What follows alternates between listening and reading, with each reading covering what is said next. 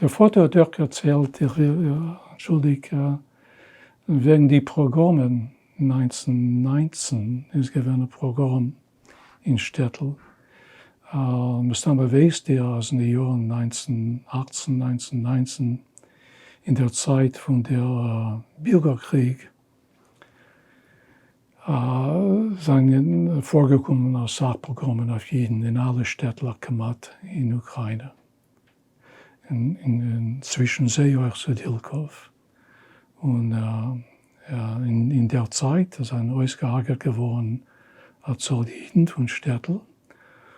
Und meine Sprache ist, als ich geraten wird, fliehen die zu Fuß.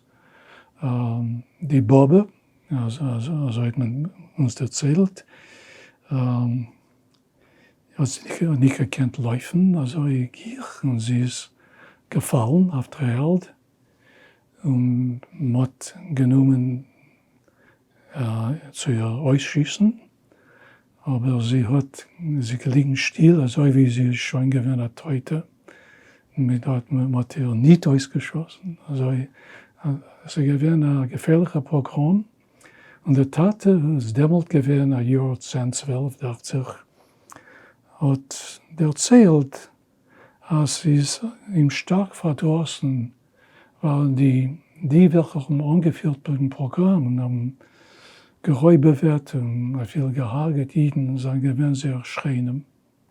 Nicht angekommen von einem anderen Platz, nicht die Armee, nicht die Banditen von herum, nur sehr schreien. Also man hat sich angereizt auf die Jiden und so sind sie sehr verdrossen.